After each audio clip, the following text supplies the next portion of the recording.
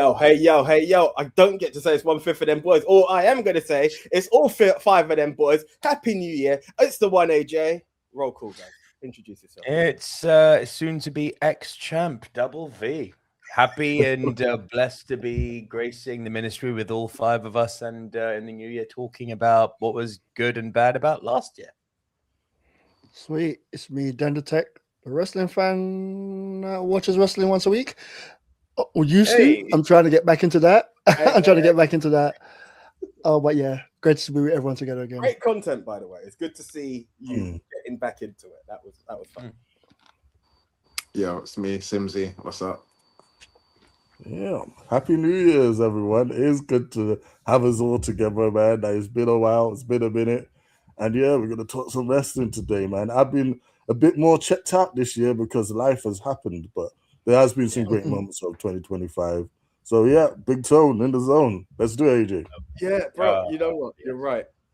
Last year I had all of these, not so much on the US side, but all these great indie shows. And yes, I'm going to promote this, I'm going to promote that. This year I have scratched my head because I was like, I have not watched anything.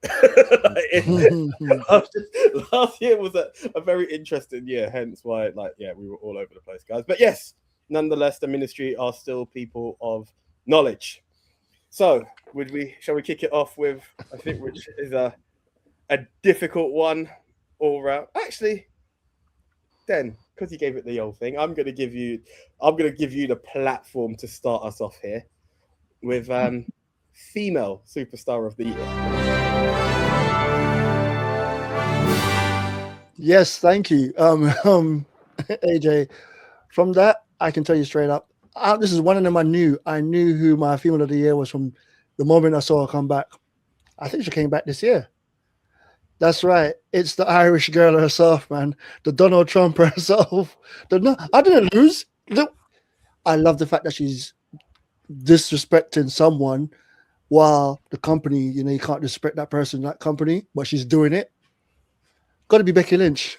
I know it's recency bias, but that's what I am. I'm the 3 months lifespan guy. So yeah, Becky Lynch is my female of the year. I can't believe I didn't pick Bailey. I think the whole of the internet is shocked you haven't picked Bailey. Okay, let's do it in prediction order, even though it started at you. Simsy. Yeah, I might have to follow Dendertech on this one because since she's come back and she's turned heel, she's done wonderful things with the women's Intercontinental Championship, even to give that rub on another wrestler as well. She's done that, she's won it back, and again, she's just done wonderful things with that title, and she's had one hell of a year. And it's not just me saying it, Dendertech's also saying it, Sports Illustrated say it, and yeah, that's what I'm saying. Becky Lynch for Women Wrestler of the Year. Cool. I like good chat for the Sports Illustrated. Yeah. All right, so I'm torn on this because there's 3 people really I feel deserve this. One, as you say, Becky Lynch, 2-time IC champion, women's champion. She really has made that belt relevant, and she's been gold. Literally character work. There's been times I've literally said in the group, she's the best thing on TV at the moment. But then I've got to go over to AEW, man. And of course, Tony Storm continues to just light up the screens with matches galore, as well as character work. But then I also got to go back to WWE because Io Sky is hands down the best women's wrestler in the world, man. And she's really proven it with some of the matches this year. So those 3, wow, I'm going to go Io Sky. Yes, Big Tone. WrestleMania, that stole the show. She's continued to have show-stealing matches all year round. And a woman that maybe a couple of years ago, or even to a year ago, wasn't really thought of in the light she should have, has really just made everyone stand up and say, I am one of the best, if not the best in the world. So, Io Sky is my woman wrestler of the year. Mm-hmm. That's a really good pick. Got to do the thing as well. This a whole lot harder than I thought because you've mentioned some great names. I mean, there is the belt collector who I think some people could have some trash on it, but she's done pretty. Look, you can't disrespect what she's done. My initial pick, and I think I'm still going to stick with it though, was Naomi because I think pre-pregnancy she was running it to a degree that for someone who, look, she had to come back and it was just floating around in tag. She got attacked at Elimination Chamber, and from there till the minute she announced she was pregnant, some great work. You know, we lost the glow. We became, you know, the whole world was saying approach with caution. It wasn't a joke. And hey, nature takes its course, and you know, thank you, Jimmy. Thank you. You kind of messed it up for us there, because I think she would still be running it in a way that we would love. I mean, you know, congrats to Steph Lecare right now, but I'm going to go with it. I think Naomi done astounding work until women pregnancy took over. Nick, over to you, sir. My head was telling me to go with Io Sky for this one, because I echo the words of Big Tone. I've been saying this for a few years. She is the best women's wrestler in the world. And I think for that intent and purpose, that hasn't changed this year. I'm gonna go a bit left field here with my pick, and it was something that I kind of did a double take on. Like, really, is that my pick? And then the more I've thought about it, the more I'm like, I think I know who it is. So keep going. I don't think you have a fucking clue. For the sake of it, who do you think it is? Harley. No. Oh, okay. No. Okay. It's a weird pick, this one, but hear me out. Lyra Valkyria. Let me break it down. Let me just explain why. This poor girl was booked into submission. They gave her one of the worst gimmicks I have seen for a moment, like the caca, the wings thing. Horrible. They made her an IC, the first IC champ, which has got a level of pedigree to it, but they hadn't figured out at that point what the mid-card belts were yet. They didn't know where these belts stood. And they were placing them in spots that were effectively glorified beer breaks each week. They were never putting the IC belts on pay-per-views. That was a disrespect to the champs. The mid-card belts may as well have not existed. And yet, despite not only hardly ever being on pay-per-view, despite never being in like a main event spot or an opening spot, it was always kind of third match city, you know?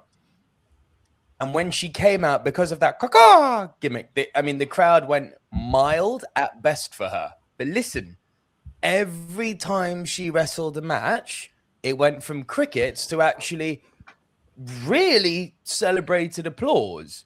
Like, every single match, I only caught it on week 3 or 4 of her ICU, and I was like, shit. And then I went back and watched her. I was like, okay, no, this isn't a this week thing. This is a few weeks thing. You're winning the crowd over every week. Fair play. Let me see where this goes. 2 people have mentioned Becky. Who was that rivalry with Becky with? It's with Lyra. Bailey. No, with Lyra. And now you want to mention Bailey. What's one of the most interesting tag teams in women's wrestling? Lyra and Bailey.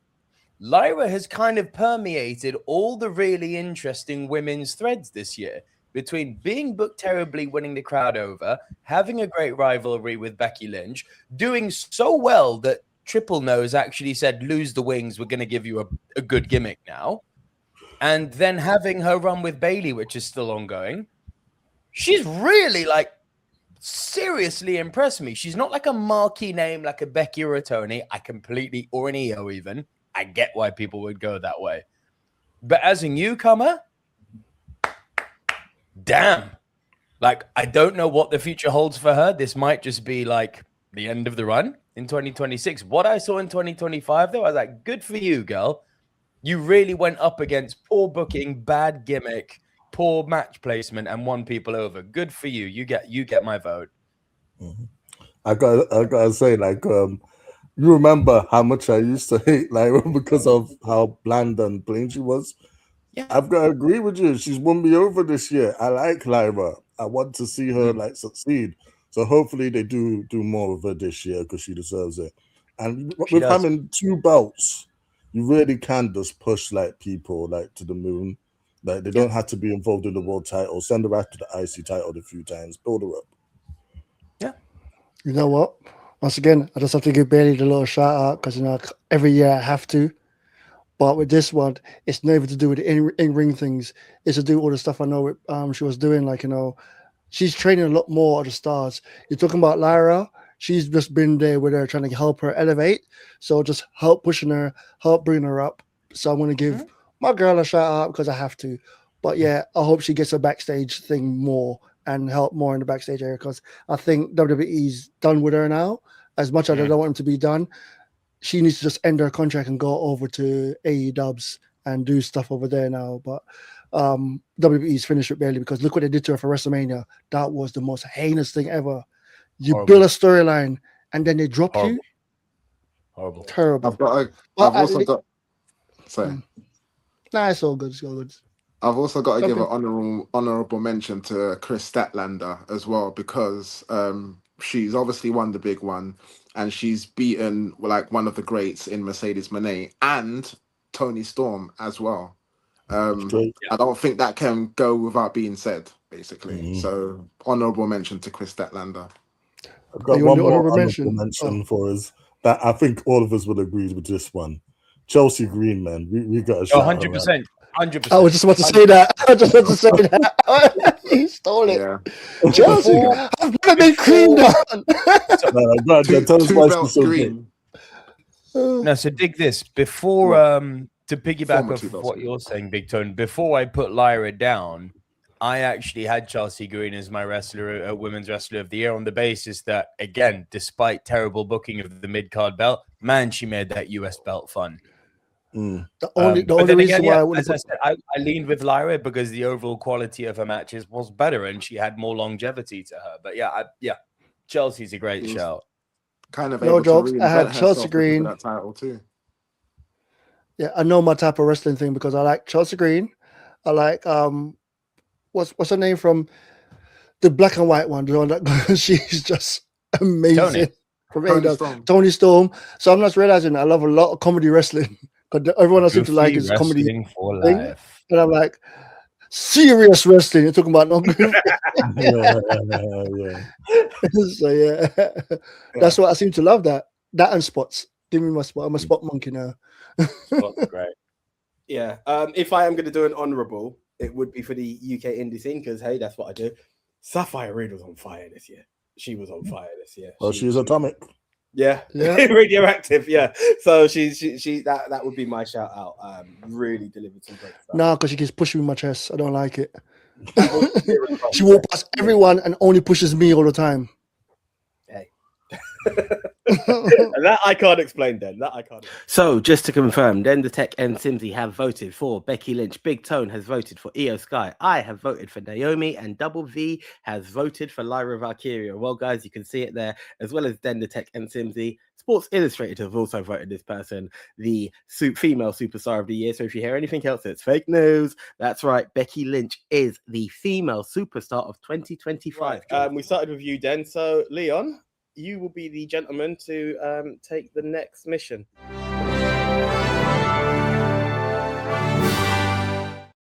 Our superstar of the year. Now, I haven't really thought about this.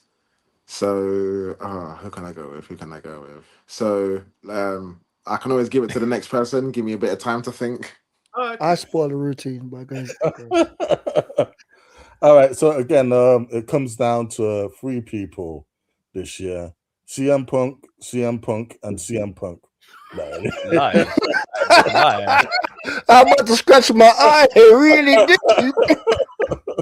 I nearly spat my juice right into my camera. I was in the kitchen. I got no control. My God, Takeshita definitely has to be considered as one. He's gone over to New Japan, he's become champion. He's had some of the most consistent best matches of this year. It's difficult, man. Hangman Adam Page, again, his whole run and what he's done, his journey, culminating at AEW All In, he definitely deserves to be mentioned. Swerve Strickland, also had like a number of great matches this year. But if I'm landing on someone, like, don't get me wrong, there's a lot of great WWE guys as well. I definitely have to mention Trick Williams as being probably my most entertaining wrestler of this entire calendar year. This guy is gold. He's been gold in NXT. He's been gold in TNA. as their champion, and now he's going to be gold on SmackDown. But we're talking on a real rise of a superstar, a textbook example of how you build someone to be a bona fide star of the modern era. I've got to go with Kyle Fletcher, because Kyle Fletcher has had so many banger matches. I like his tune. I like his repackage. He really is the hood ornament of the Don Callis family in a stable that has Okada and Takeshita in it. Like, this guy has been able to come up. This former Aussie Open tag team champion has been able to carve out a path to him, to where me and Nico are at Forbidden Door, and this girl is just losing her proverbial shit over this guy. Like, this guy is a star. Literally glazing. And he's really showed it, and he's had some of the best matches this year. So, Kyle Fletcher, my superstar, do you? Big up. Yeah. Okay, Leon. If you've got it, I don't want to. Oh, screw it. I did give it to you first. Go for it. Cool. Yeah, obviously, come to think of it, after Big Tone's input, I definitely have to mention Trick Williams, because he has had a phenomenal year, and he's proved that he doesn't need a title to be entertaining. Like, he can do it with or without the belt. Swerve I can mention as well. Carl Fletcher, most definitely. Over the last year, he's done tremendous. He's done absolutely tremendous. But I'm going to kind of name one that you wouldn't expect me to name as my Wrestler of the Year, because he's also been entertaining. And for quite some time now, he's Mr. Two Belts as well. Okay. It's really close, but I'm going to go with Dominic Mysterio, because he has been really entertaining for me. And it's like, whether you hate him or whether you love him, he's literally got the whole world calling his name now. I mean, when his music pops, you hear the pop, and this is worldwide. So gotta go Dominic Mysterio. Yeah, we are proud of Dominic. Honestly, it was Wonderful. coming, because that was the one. I always say it, that Nick would be the only witness to it. It's the unreleased episode where I was like, this kid is Dominic Gutierrez. He's not earned the name Mysterio. And as I always said, prove me wrong later down the road, kid, but you were not beating Seth. And from a man, well, you said it, Leon. He's Mr. Two Belts. He beat Cena to regain his title, no matter which way you look at it. He has been the world's best heel. He's the only man to turn heel while being a heel. So he's gone to ultra heel. He's just done absolutely everything. And the fact that Ray is such a staple in the history of wrestling, but it's not the first Mysterio that comes to mind now, is an absolute credit to this kid. He has done what? You can't say Yes, that. I agree with you, AJ. I agree with you. There's only one Mysterio. There's only one Mysterio. To be fair, it's Guerrero. He's the next Guerrero, but just Mysterio Guerrero. no, listen. You know what? To a sense, you could actually say it, because one Mysterio's on his way out, and the other one's just begun. True fans like us, obviously, you're going to be like, Rey Mysterio, there is only one Mysterio. But if you look at the legacy now, that in the last 3-4 years, and let's be honest, when Mr. Rey Mysterio, as I always say, Rey Mysterio Jr. gets all the respect in the world. For me, Rey Mysterio is sadly just a joke. This man leads a faction that I've dubbed losing weekly officially for 2 years in a row. He gets thrown off of buildings. He loses. No, I'm not. No, but you get what I'm trying to say. If you're portraying Rey Mysterio to you forgot the AJ. You forgot the eye loss. Don't forget he lost an eye. You said it. You said it. This has been, it's not the Rey Mysterio, it's not the filthy animal, it's not the WCW prodigy, and that's what hurts me. Like, as much as I've made all the jokes and I've got Leon dying here, on a real level of respect for Ray does not deserve what Ray has got. It should never be that way. It was the thrown off buildings. Tell me when I'm telling lies. That's all I'm going to say on that. But no, taking it there. Dom. He did say WCW Ray is good.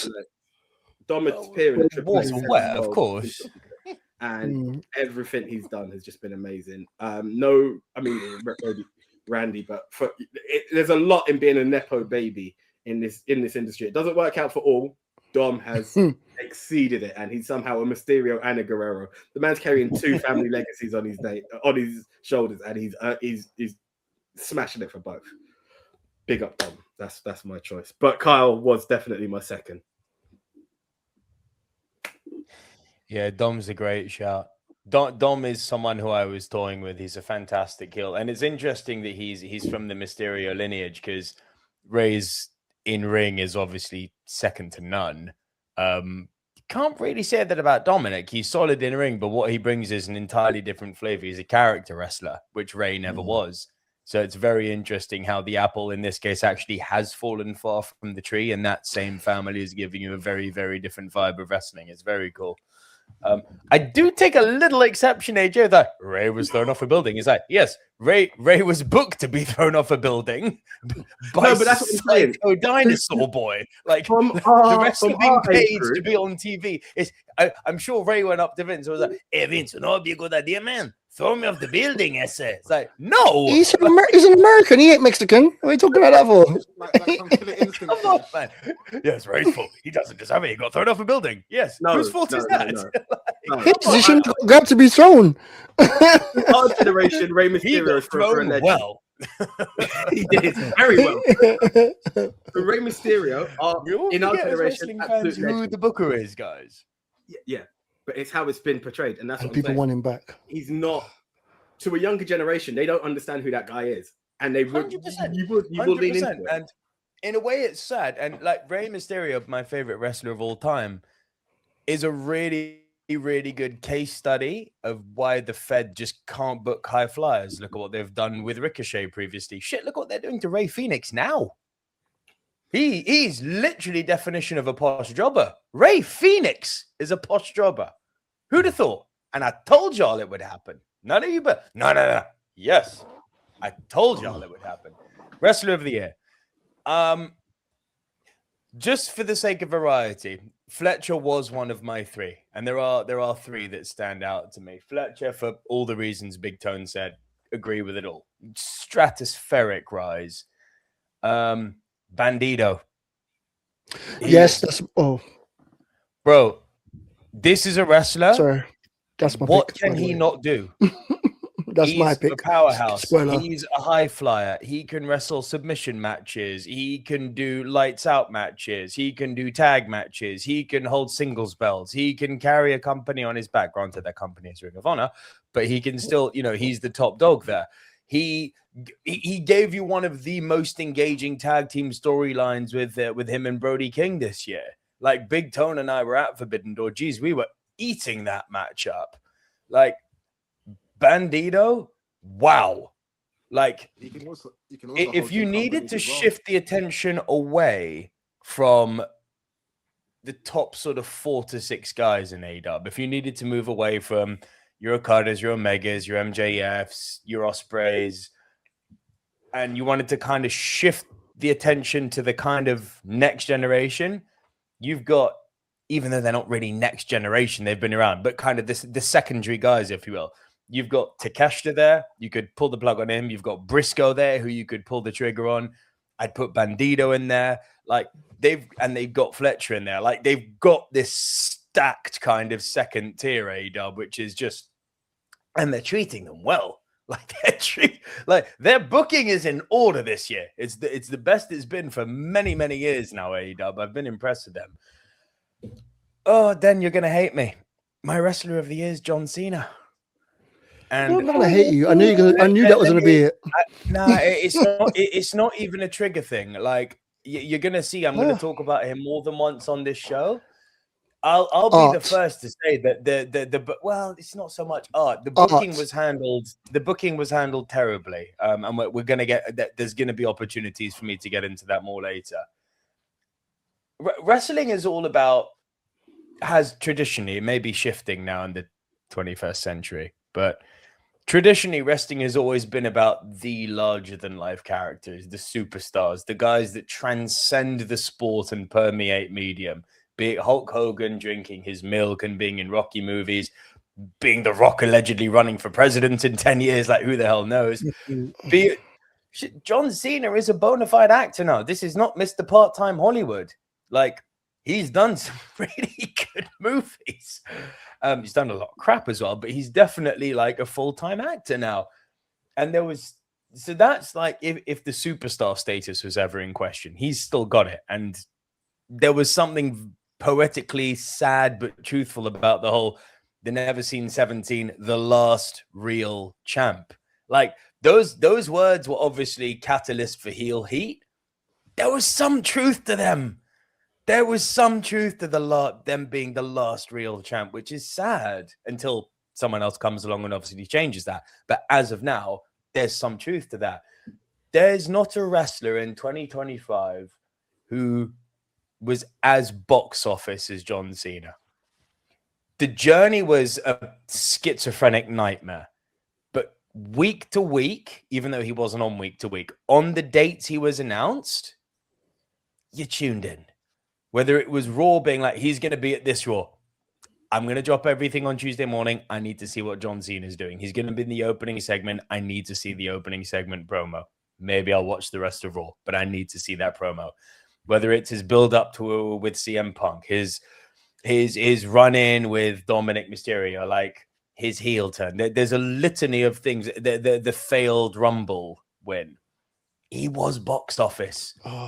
And I think when you talk about a guy in his last year, Sting is kind of your North Star for how you do a retirement. Like, that was, Ace of Spades stuff.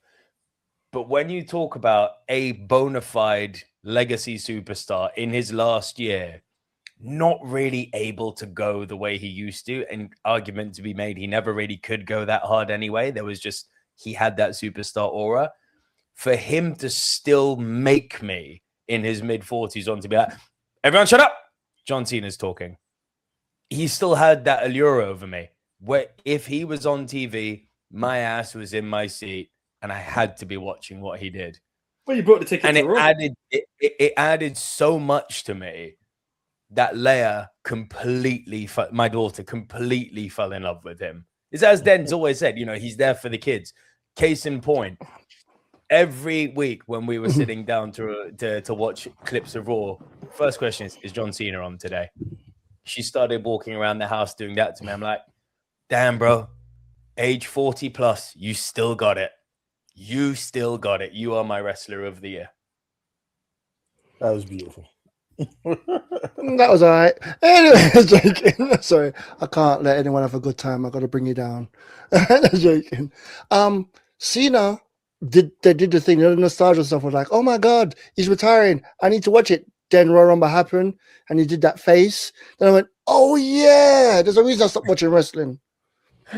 It was still cool. I'm happy that he actually had a final goal.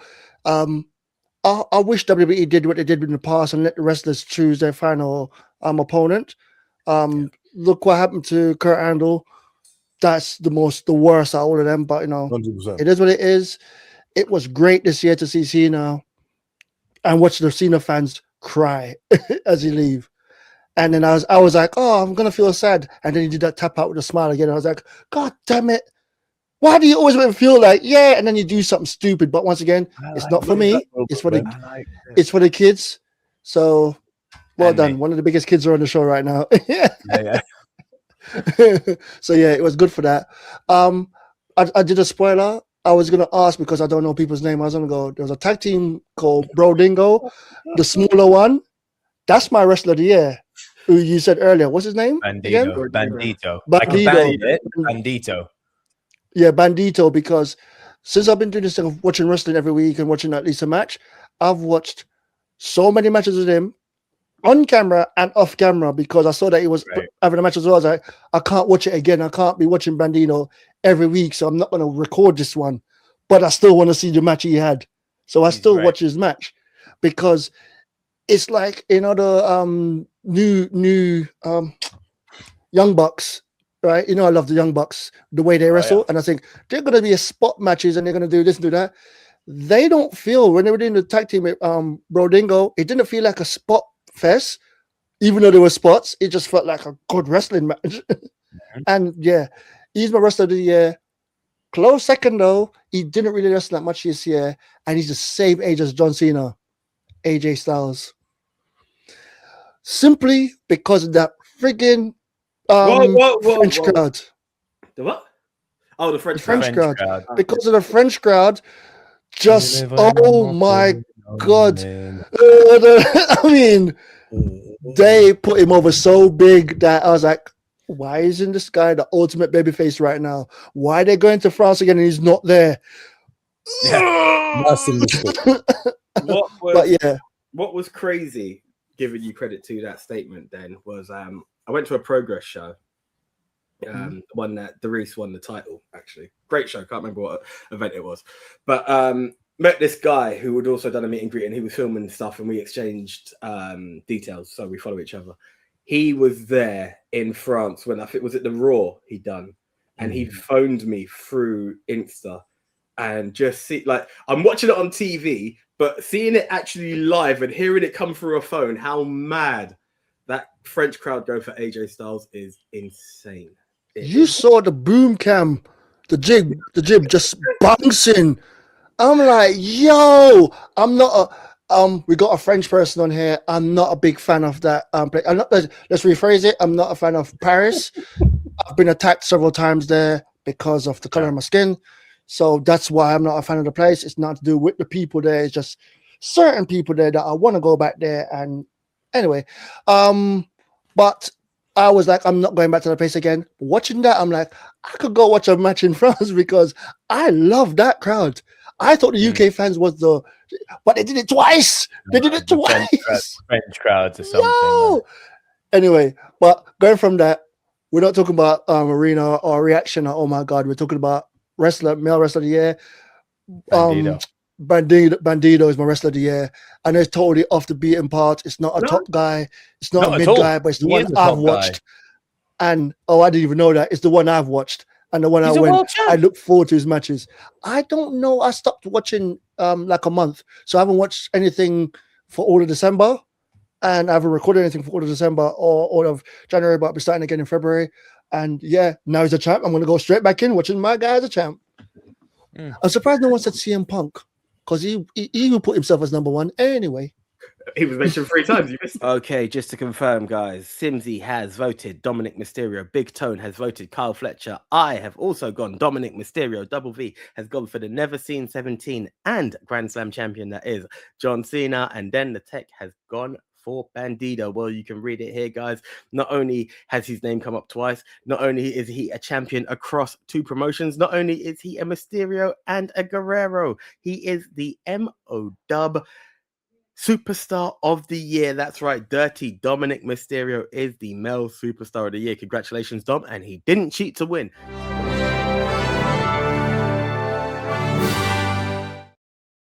Tag Team of the Year. Okay, man. I mean, this is again one for me to think of. I got a few picks in mind, like the Hardys and their little retirement party. I've really loved it. TNA champions come back to NXT, just light up the place, man. Their little thing they did with Team 3D is great nostalgia. And of course, they took on one of the other teams I got to mention this year, Faction. It's a shame what they're doing to them on SmackDown. They haven't been what they was on NXT. Yeah, and that's just part of the subject. You know, that's what happens when you come up sometimes. WWE booking high flyers. 100%. Like going over to the AEW side of things, man. They're like obviously Bandido, what they've done as well. Excellent tag team. I know a lot of the times it's just throwing 2 big stars together or people you don't have anything to do with together, but sometimes, you know, it's like peanut butter and jelly, they just mix, man. But out of biasness, yeah, for their music and for their entrance and the majesty they command, yeah, and like, to be honest, they was champions for half the year. I've got to give it to the people who hurt people, man. Like sitting in the arena there and just hearing that before they come out, before the chorus is sung, everyone is already just like, we hurt people. We hurt people. And when they come down, yeah, they just look like badasses, man. Like they look like your old school Road Warriors, Demolition, Harlem Heat, man, like Steiners. This is a badass team. Yeah. And yeah, they hurt people. What more can you say, man? The Hurt Syndicate is my tag team of the year. That's a good shout.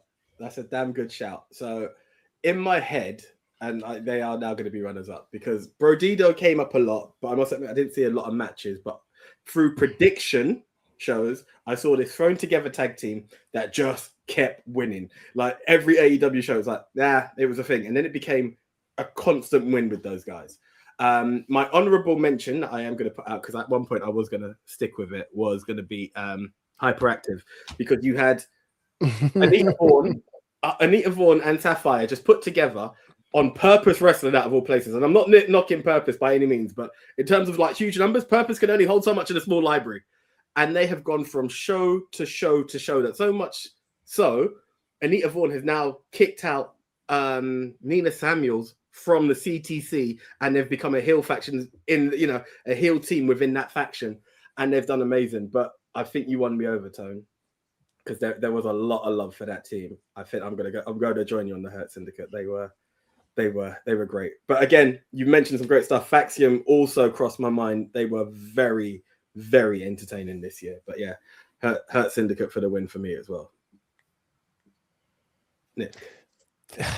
Thinking about tag teams actually made me quite sad this year, because you remember this time last year, the SmackDown tag team division was cooking. The prediction of an awesome Mania match. Yeah. What's happened to the Machine Guns? What's happened to the Street Profits? Just vanished.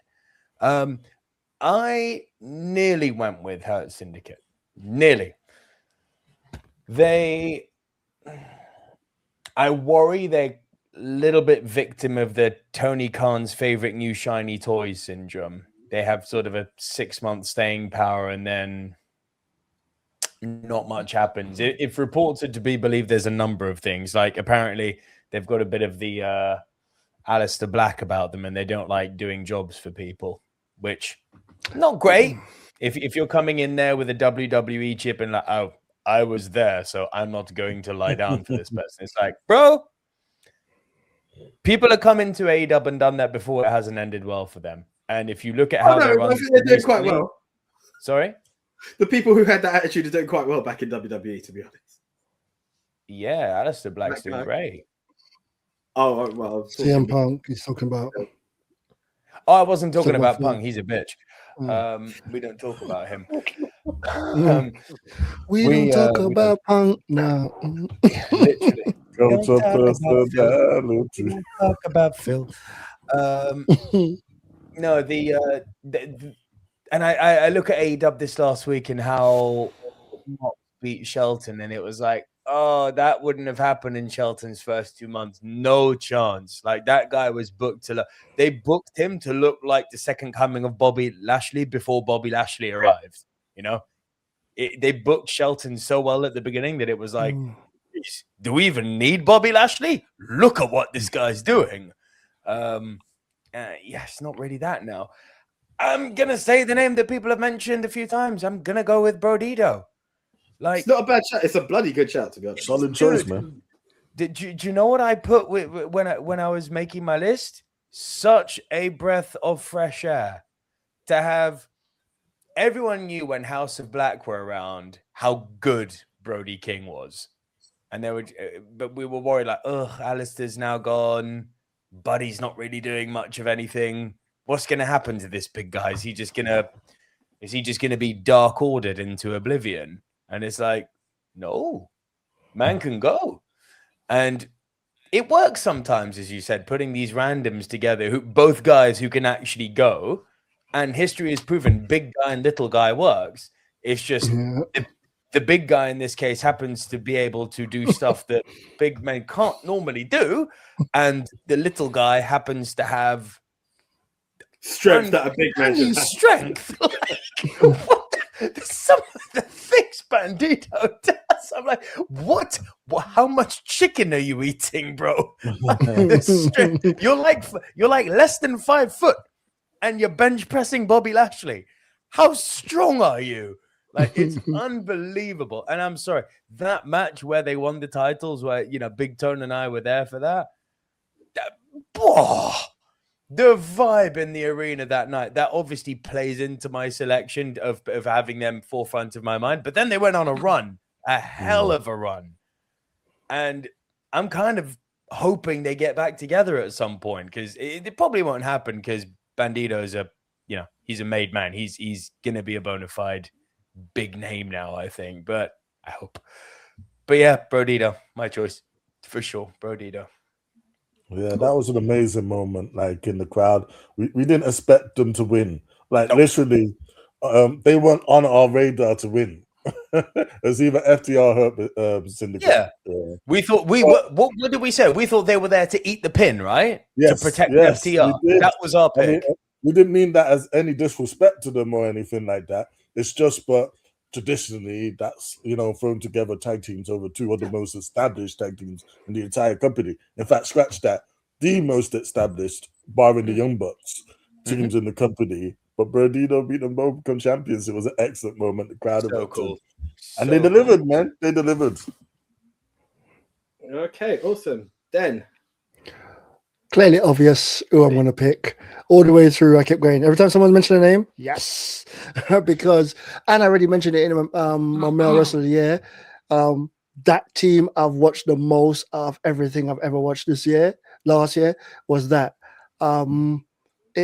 They were amazing to watch. And yes, as you said, the first time I saw them together, I didn't think nothing, because I saw a big guy with a dad bod and tattoos. He doesn't look like he should be able to do even a roly-poly. And the guy is just doing moves he shouldn't do. And at first, he's the one that got my attention. I was like, a big guy moving like a small guy, reminded me of Bam Bam. And I was like, oh my God.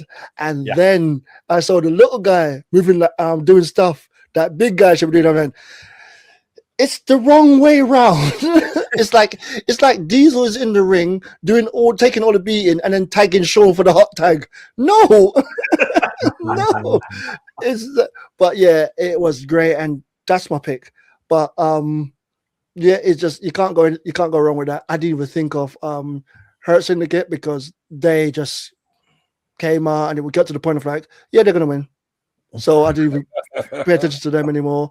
And their matches were the same. Their matches were more like JBL and things, just like go out there, beat the crap out of someone and walk away. It hurt people. Although I did love the backstage segment when they were taking the piss was it Bro Dingo?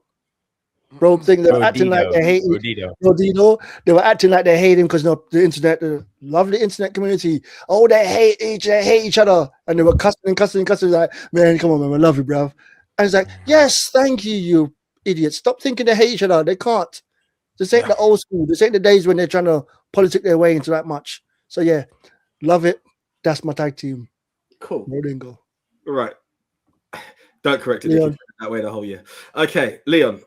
So here's an interesting thing. If we are going to go based on votes, it is split, and really you should have to pick between the Hurt Syndicate and Brodito. However, if you do have an outside vote, just put it there, and we'll settle on the winner. It's funny because out of all of you, you've mentioned two of the tag teams, should I say, that are in my list, as well as another one, and maybe not in necessary order. Well, actually, I'll leave the last one for the pick. So one of the tag teams I was thinking of was the Hardys. You know, they've been going on for so long, and at this point of their career, they were able to hold the TNA tag team titles and the NXT tag team titles, a title that they've never held in their career. And obviously, there's a lot of two belts thing going around. Actually, if you kind of think about it, you got Willow Nightingale, you got Brodito. You know, you've got like so many. You got the tag team. You got the Hardys now, but yeah, they held two belts. They were obviously running in two divisions. And at this point of their career, that's pretty impressive. The fan base is still massive. But picking the Hardys would be an easy choice, but they're definitely up there as an honorable mention.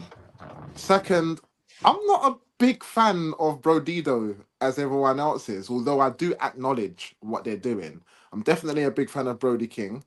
And that finisher that he does, that it's like a gut wrench into a power driver. Absolutely loved that finisher. That finisher had me jump out my couch like, what the? Like, yeah, like definitely acknowledge what they were doing. And as Dan the Tech was saying, you know, they were just winning. And I think AJ said actually, they winning and winning and winning and winning. And obviously they became very noticeable. And then obviously then there's the Hurt Syndicate who basically hurt people. And you know what? It's kind of easy to go with the Hurt Syndicate, but when I look at storyline situations, it's not really been up there like Brodido, I would say. Yes, they've been going through people and all of that, but then obviously they've lost the tag team titles. And I think they've lost a bit of direction as well. Because if you look at them now, it's like, where are they going? What are they doing? What's happening? You know? And I don't really know where they're going. And it's almost like they're going into the same stratosphere that the Machine Guns and what's the other one? The DIY. flipping on. DIY. Nico said it. Nico said it. Faction? Profits, Oh. Street Profits. Oh. It's almost like they're heading into that kind of obscurity sort of thing. So for that reason, for the fan base, for how they've turned stuff around, and whether you want to look at it as a bad thing, turn into a good thing, or a good thing that just went into the stratosphere, you have to acknowledge. Shout out to Roman Reigns, Brodido. So I'm going to name Brodido as my tag team of the year. Not a bad call. So. Okay, guys, just to summarize, Big Tone and myself like to hurt people, so we went for the Hurt Syndicate. However, Double V, Den the Tech, and Simsy have all voted Brodido. So that means one thing and one thing only. The big man with the abilities of a cruiserweight and the man who looks like a cruiserweight but has the strength of a big man, Brodido are your tag team of the year. So awesome. Well done. So Brodido are the tag team of the year. Nice one. That is that's that good. I mean, look, there's no bad. Oh, Brodido. Did you end with Brodido? Yeah, I went with Brodido. Yeah. Oh, nice. But it's only my brain heard because something else. the Hurt Syndicate, good one. They were close. Like I was literally thinking Hurt Syndicate. But said then it. when I think of a few points, like when I look at a few facts, Brodido's Story, kind innit? of in terms of like must see TV. Brodido, you can't deny it. You cannot deny it. Like, you know, Hurt Syndicate have been there. Yes, they've been there. And don't get me wrong, they still have their moments. You know, like I can't wait to see them again on TV. But you can't deny what Brodido have done. And for that, who knows? Hurt Syndicate could get it next year. But this year, it's got to be Brodido. Cool. So congratulations to Brodido on Tag Team of the Year. Okay. So following Tag Team comes...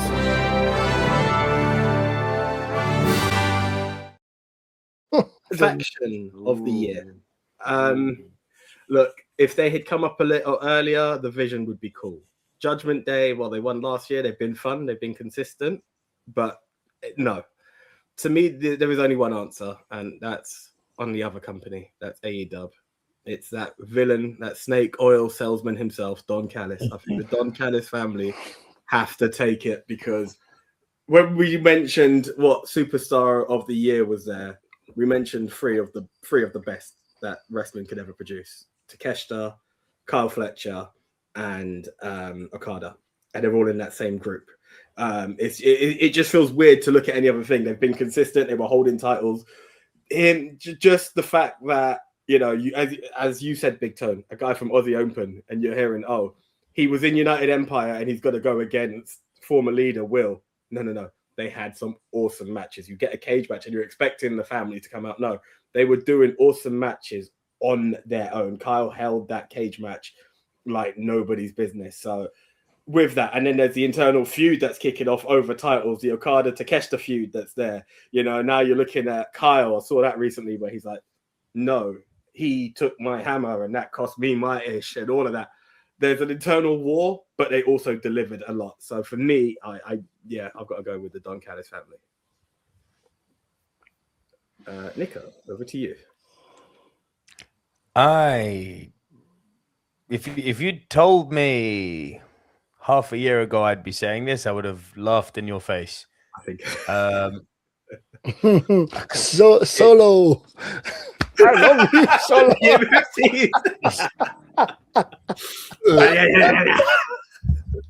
Are we doing best or worse? Because the MFT is terrible. I'm sorry. That is embarrassing.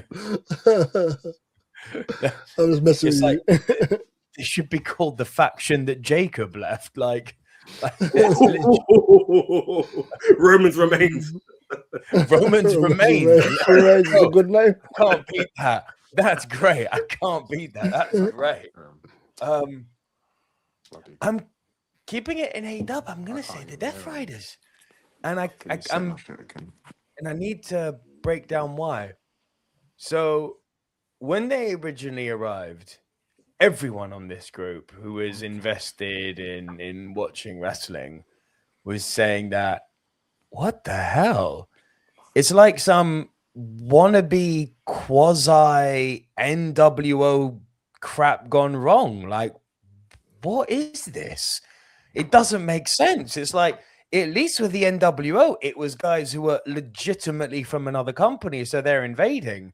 These guys are in this company. If they're doing stuff you don't like, fire them. It makes no sense.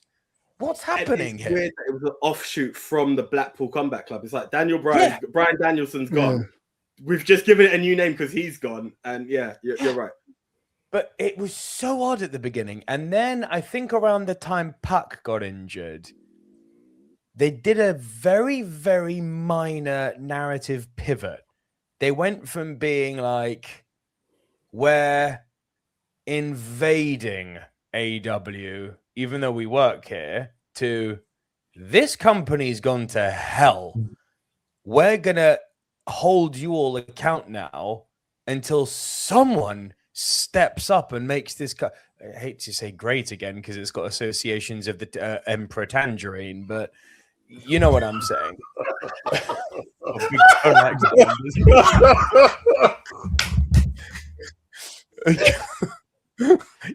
Why are you laughing? Why are you laughing? Do not give that man unlimited power. Stop laughing. It's not funny. Okay. There's a carrot, not a tangerine. Sorry, Nick. Fake name. I appreciate you. Yeah. I'm proud of that one as well. Thank you. Yeah, I'm reluctant to say make the company great again, but that was the messaging. You know, it became sort of we're invading because hashtag reasons, because legacy storyline that doesn't make sense. To you lot suck. This company was supposed to represent the elite. Where's that? And then I was like, all right. Minor pivot. Let's see how long you can drag this out. Is it long enough that I can forget the shithousery that preceded it? Answer was yes. It was long enough. That culminated in, I would actually argue, not the oh my god moment of the year, but definitely the feel good moment of the year was Hangman beating Mox. That was a good, that's how you end a show. That's how you send an audience home happy. And it went from, they never won the crowd over in the sense of they were heels so long that they became baby faces, but they won the fans over in the sense that we hate you because this sucks. This storyline is nonsensical. To we hate you because your heels are actually doing your job really well.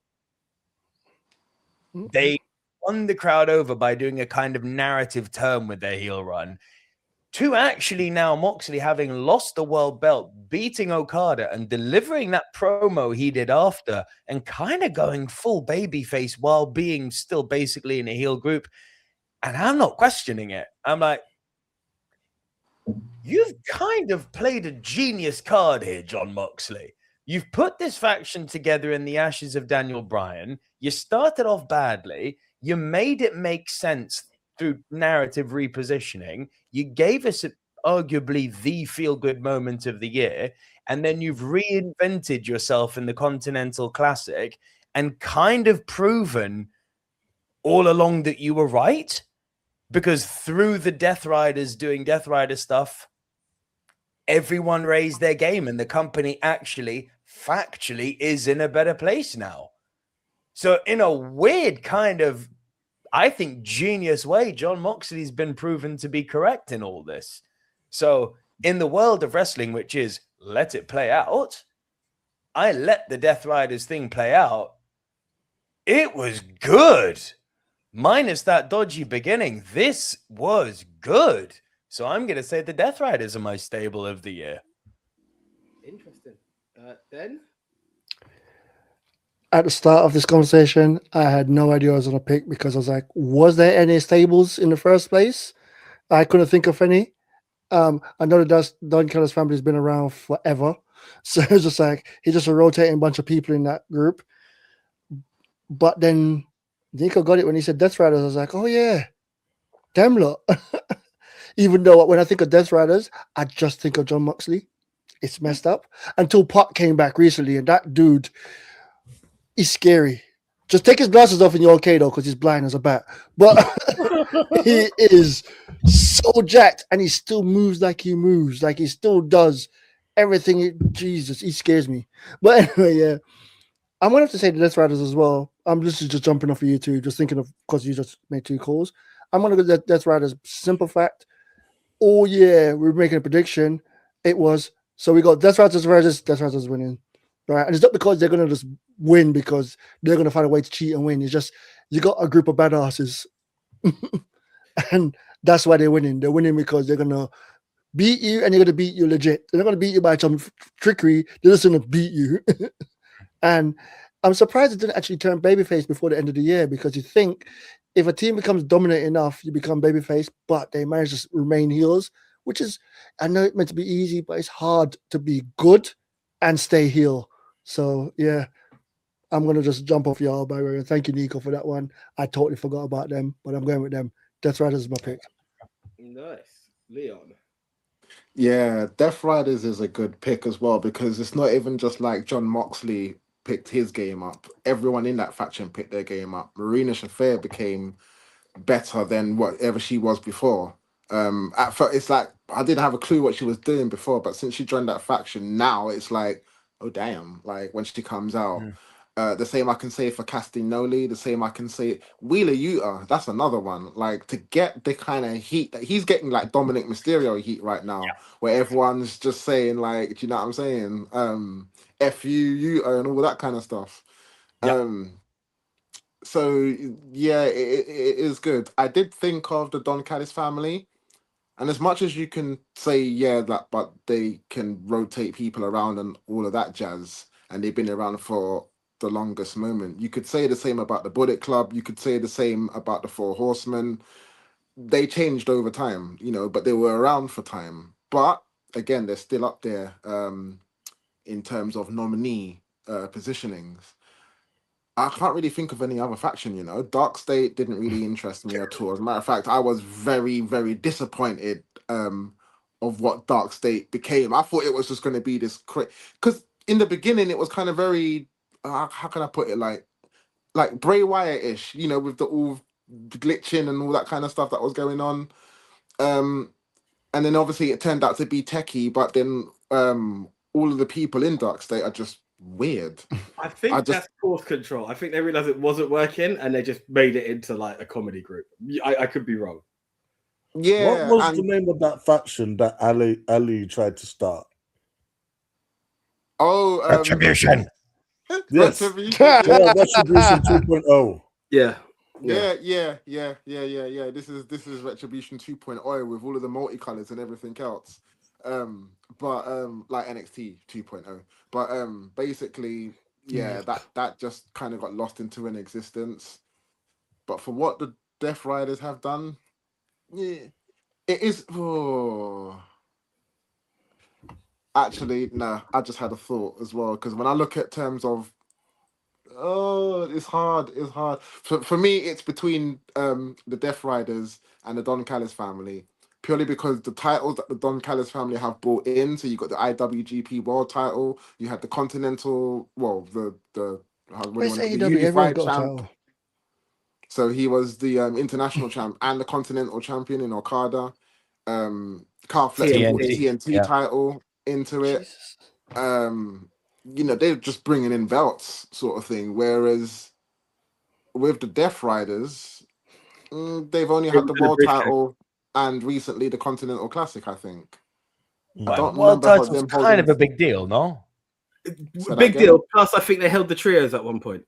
If I'm being honest, did, correct? Yeah, they did hold the trios. Titles don't mean much because the Ops beat them. The Ops were the one that beat them for those trios titles. So the Ops. But in terms of, oh my god, it's hard. You know what? I'm not gonna think about it. I'm just gonna go Death Riders. You sure? Yeah, I'm gonna go Death Riders purely because, in terms of what they've done for TV and for the company as well, I've got to agree with what Nico said as well in that terms. So for that, I'm saying Death Riders. Cool. Thank you very much for your vote. Wow. I'm surprised, man. I thought I was the only one who was going to think of Death Riders this year because, again, like Death Riders have took a left turn. They was all really pissing us off last year with a sort of a directionless takeover. But, like, again, they have shifted. I feel many of the points that Nico raised were, like, valid, yeah. It's like it became about who is the guy that's going to stop us, yeah. And then, like, after All In, you thought they would disintegrate, but no, they actually got better because they did something like that I thought was great. They added Daniel Garcia. They gave him what I feel like is his best theme tune, man. I buy that theme tune, man. And I like the red background and everything when he comes out. He looks menacing, yeah. And like all of the Death Riders seem like a deal. And to like carry that without the title is actually one of the few cases where losing the main title has helped the team. I would say another team to consider is the Judgment Day, but not for the reasons you think. For the reasons of like what the girls of the Judgment Day have been doing. Yes. Yeah, I would think like Roxanne, yeah, and especially Raquel have really like, elevated themselves. And with Liv being back, it's the closest that we've got in a while to WWE having a female faction, which I want them to do, like a legit one, not a city throwaway like one like the Sonya Deville one, or a comedy one like the Secret Harvest. Or respect to Damage Control. Respect to Damage Control. Thank you. Damage Control, yeah, but again, like once it was done, it was done. I'm on about like this year and the preceding year that's coming. I want them to like do something as good as Damage Control because they was good at the time, but once it's gone, there's no one there. But coming back to the factions, Dark State, I would have loved to say, but they are Retribution 2.0 at this stage, man. I would also, what was Leon? What was Trix and AJ Francis's group? That was actually pretty good in TNA. Yeah, and NXT crossover. They had a name for it. I can't remember. I can't remember, so I guess that disqualified. I'm just gonna go with the Don Callis family. The reason I'm going for them is because, like many of the points raised, man, they've got some of the best like people in wrestling. Like and they win by default because they got like 5,600 members of it, like right about now. But just their main stars, their main hood ornaments, yeah, of Takeshita, Fletcher, Okada, and also man, what's the hench guy, Hechicero. Hechicero, man, they really brought him to the forefront, and people love this guy. He's gotten over being part of the Don Callis family, man. And I look forward. Well, I mean, to be fair, he got over when he had that match with Danielson, sort of about a year ago, just before Danielson's retirement. They put on a technical clinic, those two. Oh yeah, no, definitely. What I'm saying is it's shone a spotlight on him, basically. Like whereas like people might be quick to sometimes dismiss some of the CMLL like people, even though they're like excellent. Him being part of the Don Callis family puts him in a position to have better matches and be part of bigger moments.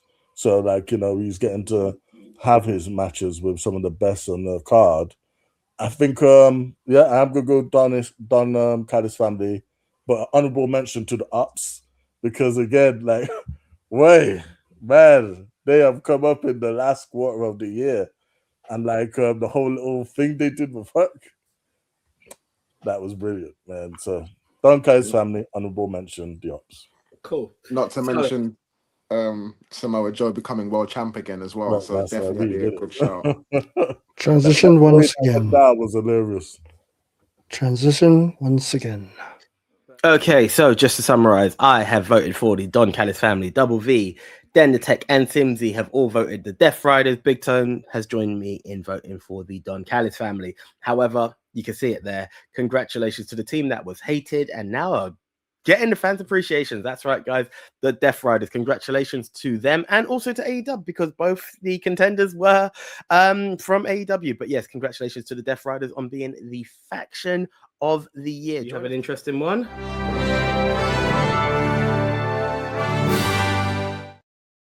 I call it pay-per-view of the year. If it has to be an episode of Dynamite that won it, let it be. But No. This is super easy for me, to be honest. I know when I joined before we went live, some of you were saying, "Oh, I'm struggling."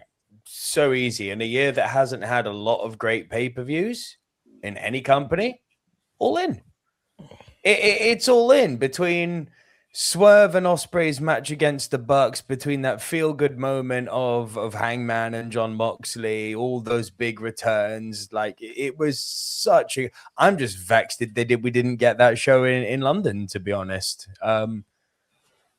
Yeah, fantastic, top to bottom. That was the show, 5-hour show, and I was like, not once have I felt the need to get up, have a beer break.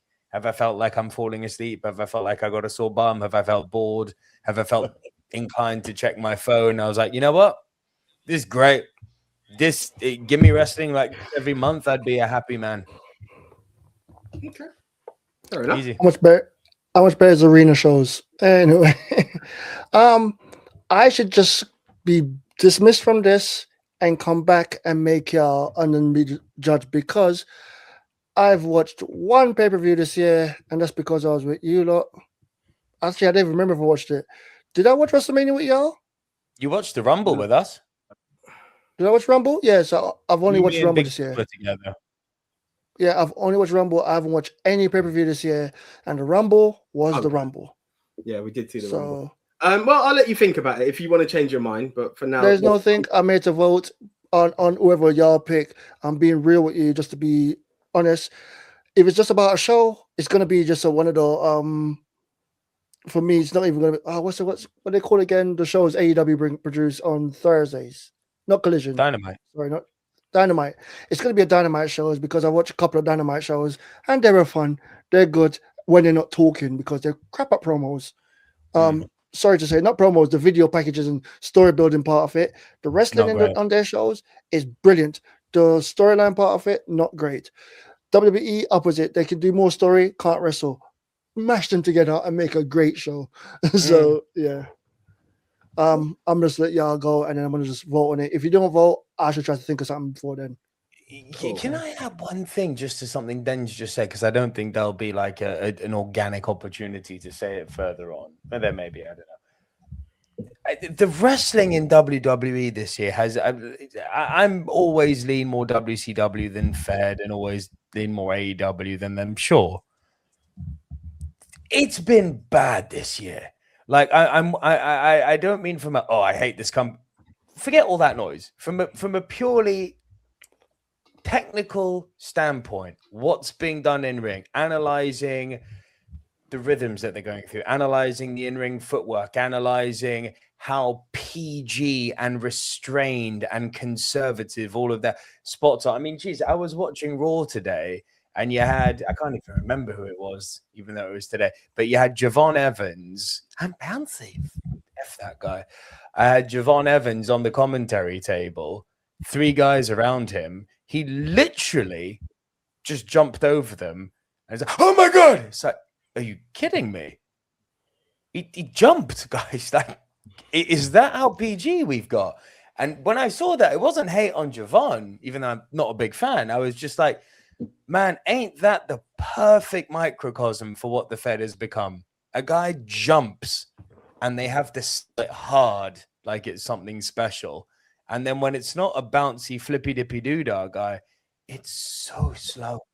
Like that Cody Drew match, we're like, oh, it's fire. I went and watched it knowing what the result was without even knowing what the result was because of what you put in the chat. AJ puts cosine fire. I'm like, well, I know who's won this match.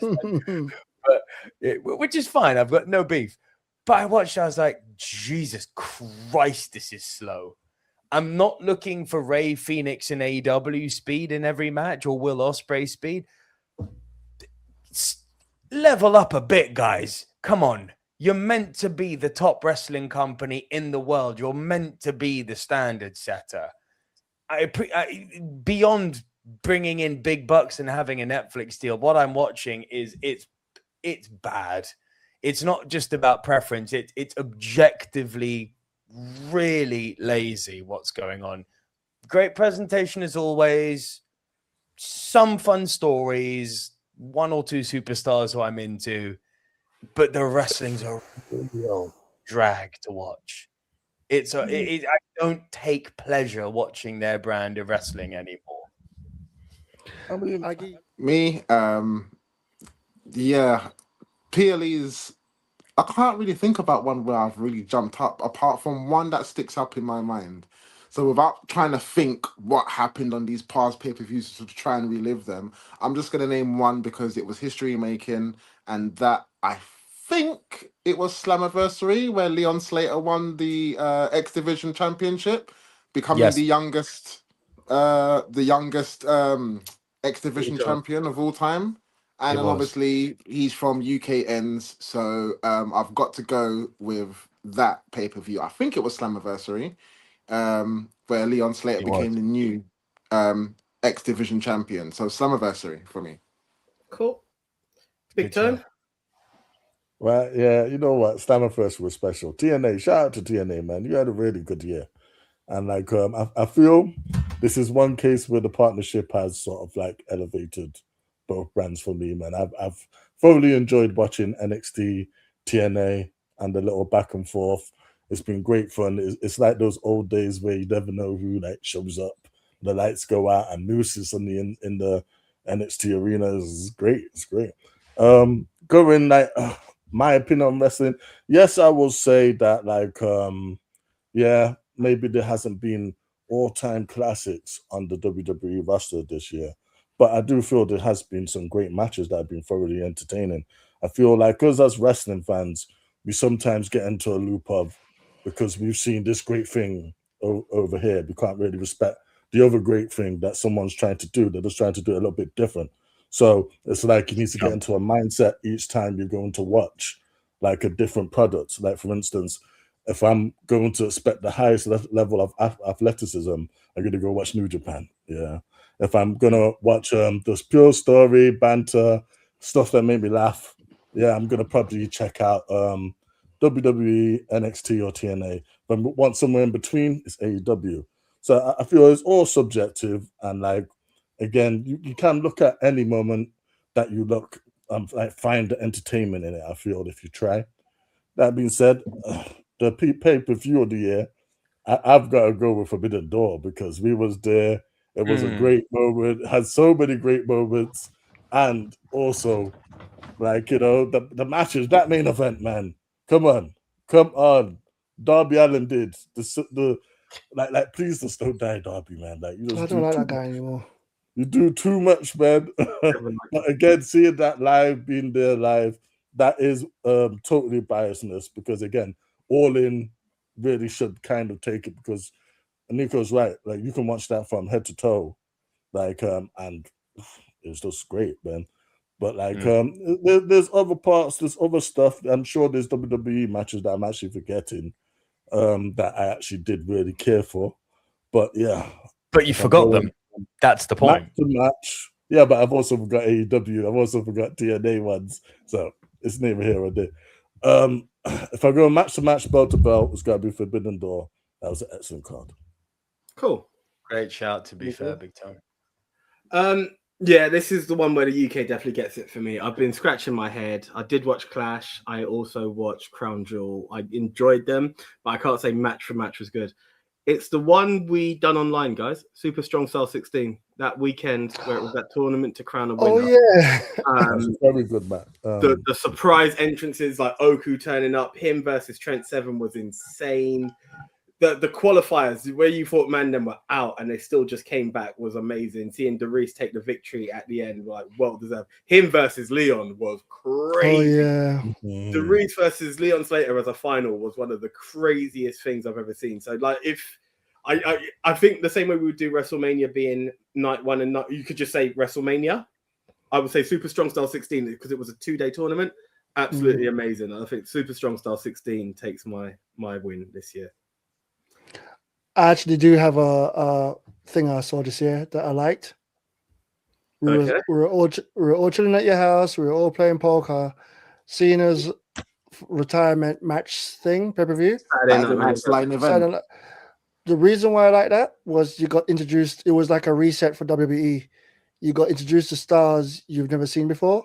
Like, well, you lot were seen before, but for cash fans like me, who was this black guy that's walking out like he's going to get his dinner? Seeing Obafemi for the first time, never seen him before, and I saw him and went, wow, looks like a star. Seeing Sol Ruka special. Sol Ruka versus Bailey, which was a really good match, and the making some moves that should be stupid, like the cartwheel on the top rope, should be just a stupid move, but they made it look like it's a real move. So yeah, I like that. And then our finish, which everyone seems to love. I don't. I'm going to make it really clear. Backflip into a cutter. Just do a thing with her. Walk away. She takes a bump. Right? No, and that's it. But, What? yeah, Like Samoa Joe, just walk away. Yeah, just do the note and just bam. So I know it's an over move, but it's one of those over move where it's just a high flying twisty where you can just get simple, but it is what it is. And then you got to see John Cena just get really comfy in someone's arm and then leaving. But it wasn't about that. It wasn't about the tap out for me. He tapped out, which then pissed me off at that moment. At that time, at the time of the tap out, I was like, why is he smiling? Why did he tap out? It worked for Nico. It worked for a lot of people. It didn't work for a lot of people. Because he found nothing. He found nothing. Right? What got me at the end of all of that wasn't about that stupid ending for me. Great ending for you. It was the package video they made showing all the wrestlers came out to the ring. Everyone came out around the ring. For years, I left wrestling because of the John Cena thing like that. During that match, what was going on, I was just watching it for being a fan. At the end of it, I got pissed off at John Cena again. Then they showed that package. And then I was like, oh my God, I'm choking up. Few seconds before that, I was pissed at the guy. And then I was choking up. It's mad. So yeah, WWE, you know what you're doing. You're friggin' Marvel mother beeps. And to be fair, as you said, for it being a showcase, the world seeing Leon Slater made me really. Leon Slater as well. I don't know why I felt proud. Yeah, of course we're gonna feel proud. We've seen him, we met him. Yeah, well, watching it being proud, like that's my boy.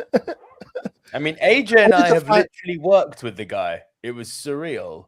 Yeah, he's a top guy. Yeah, look, young guy. Go back on our channel. There's an interview because I remember that's the time I was like, Nick, we need this interview. This guy is the youngest in charge. He's going to be big, and I'm hoping now that we're on this Leon Slater page, next year I will be able to say Superstar of the Year, Leon Slater. I'm hoping. Yeah. I'm hoping this theme continues, but just don't jump off the top of the thing again, man, bro. You could have died. He jumped off, landed on his head, and got up. Well, I didn't feel anything, At the time, I was just loving the moment. You landed on your head. You're gonna feel it like later, but I keep forgetting he's like 2 years old, and he just bounces right back up. Yeah. Can't even drink in the country. Okay. I have to say, just since Dan brought up that match with John Cena, this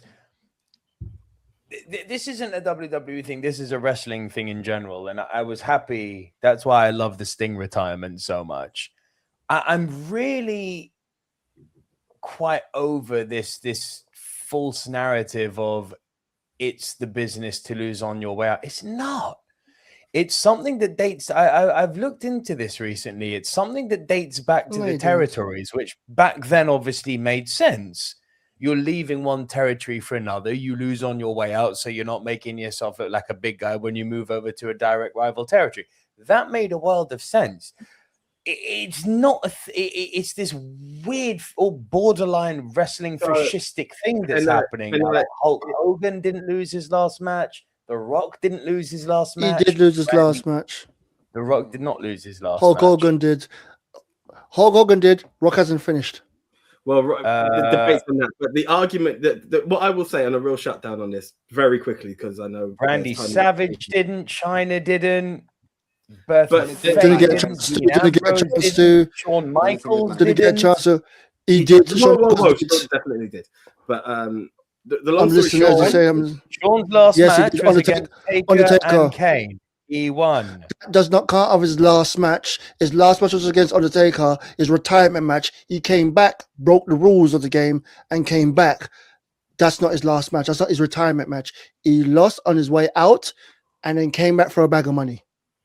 For the sake of just keeping the video title, would it help if we did this off camera and I sent you a do another part?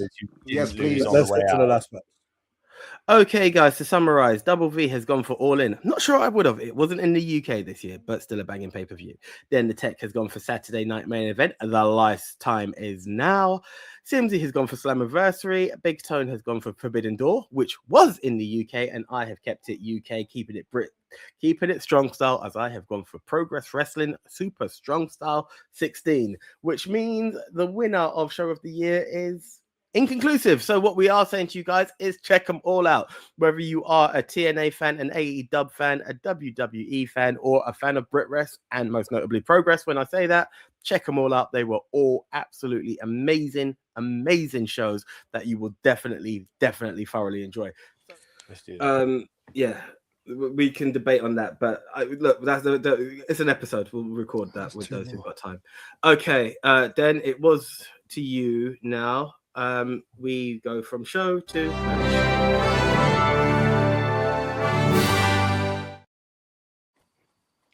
Well, I haven't also again watching a pay-per-view, but when it was bigged up, I had to watch this match. It was the surprise. Then I want to say it's a John Cena match. John Cena versus AJ Styles. First off, it started off when John Cena handed that sheet of paper over for them to read for AJ. The face that runs the place, the leader of the Bullet. I'm like, yo. So just from there, and then they decided, you know what? We're going to do it, as I just saw on a podcast, they said it. They're going to do a tribute to wrestling, and they bust out all the classic moves from the people they had. And because I was a TNA guy back in the days, I got to see Frankish Kazarian moves. I got to see some TNA moves in WWE, and I got to see one of the best parts that got me was when John Cena pulled off the Bray Wyatt's move. When he did Sister Abigail, and as soon as he did it, it's like the fans knew instantly. The phones came up and the light, and I was like, "Oh my god!" And then seeing John Cena look around, being as much as you hear me badmouth Cena, he is like Hogan. He's performing for that person all the way at the back because he's all about expressions. And he looked around and you could see in his face, like, yeah, like he was trying not to cry. And I was like, and he's like, "Thank you," and he did that perfect. The match itself was a match, but because of all of those edges, the takeout things, I was like, "Oh my god, you lot are making me pop!" So yeah, and from them doing that, made a lot of people go and watch that match. Me being one of them, and I even watched that match twice because I tried to watch a short version on YouTube just to get over and done with. Then I was like, "Oh, I missed things. I need to watch the full match." And then I went, "Oh, I need to watch from the entrance." So I ended up watching all of it through. So yes, too bad the fans go crazy that they did before. Leon. Yeah, for me, there was a couple of matches that stand out. It was the Continental Classic final, It was John Cena versus AJ Styles, and also Moose versus Leon Slater for the X Division title. Now, I was actually going towards Moose versus Leon Slater. Shout out to Leon Slater as well, because of the previous prediction I made for that award. But because of what Den the Tech said, and because obviously they were telling a story, that match for me was about as good as the final Undertaker Triple H match in the Hell in a Cell, where Shawn Michaels was the special guest referee. Great match from beginning to end. Same thing I can say for John Cena and AJ Styles. So that gets my vote. John Cena and AJ Styles. Big Tone. What can I say? There's quite a few matches this year. Like I actually had to like write down notes for this one because again there was just so many. Like Hamman Moxley main event at Orton, it's gotta be considered. Like the women's triple threat, like Bianca, Io, Rhea Ripley, that was the best match of WrestleMania, man. You gotta like consider that one. Like and MJF versus Mystico. Yeah, like that was a hell of a match, man.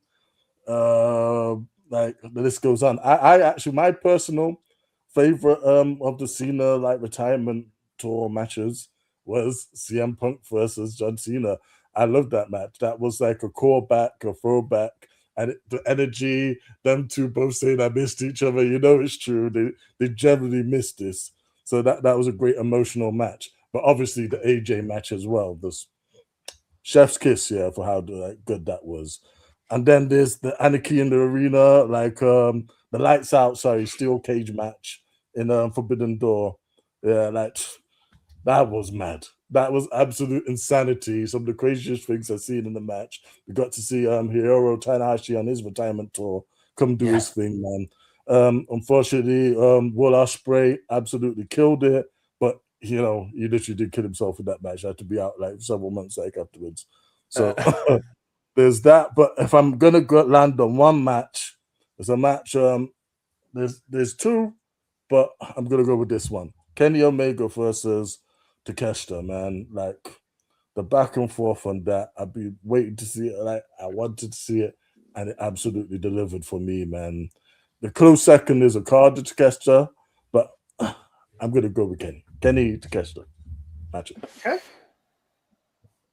Right, over to me. One of the things actually, well, just touching on show of the year very quickly. That AEW show that they done in Australia was very good. This is when where Buddy Murphy got injured. If I wanted to go for something out left field, it's Nino Bryan versus Leon Cage in Porchester Hall at Rev Pro. I went for the Good Brothers, and I went and saw one of the absolute very, very best cruiserweight matches. I recommend anyone go online and find that match. I saw wrestlers in the rafters lose their shit over that match. It was that good. But being a wrestling fan, we've previously been advertised Edge versus Randy Orton, the greatest wrestling match of all time. And everyone was like, how do you create the greatest wrestling match of all time? You then get a situation where, as Leon said, end of an era, Undertaker, Kane, Shawn Michaels, Triple H, all in the cell.